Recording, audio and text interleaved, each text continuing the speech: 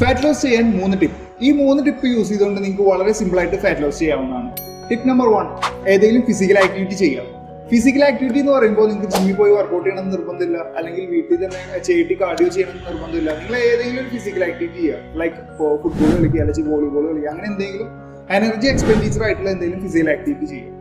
പിന്നെ ശ്രദ്ധിക്കേണ്ട ഒരു കാര്യം എന്താണെന്ന് വെച്ച് കഴിഞ്ഞാൽ ഫുട്ബോൾ കളിക്കുമ്പോൾ ഗോളി നിൽക്കാതിരിക്കുക.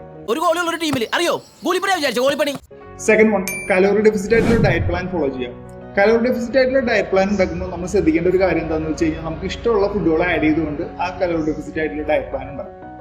ഓവറോൾ കാലോറി, അതായത് ഓവറോൾ മെയിൻ്റനൻസ് കാലറി നോക്കുമ്പോൾ ഒരു ദിവസം കലോറി ഡെഫിസിറ്റ് ആയിരിക്കണം. അതുപോലെ തന്നെ ലോ കാലറി ഹൈ വോളിയം ഫുഡുകൾ വേണം സെലക്ട് ചെയ്യാൻ. ലോ കാലറി ഹൈ വോളിയം ഫുഡുകളുടെ ഒരു ലിസ്റ്റ് ഞാൻ ഡിസ്ക്രിപ്ഷൻ ബോക്സിൽ കൊടുത്തിട്ടുണ്ട്, നിങ്ങൾക്ക് വേണമെങ്കിൽ അത് എടുക്കാം. തേർഡ് 1, ഹൈഡ്രേറ്റ് ആയിട്ടിരിക്കുക, അതുപോലെ തന്നെ നല്ലപോലെ റെസ്റ്റ് ചെയ്യുക, അതുപോലെ തന്നെ നല്ല റിക്കവറി ഉണ്ടായിരിക്കും.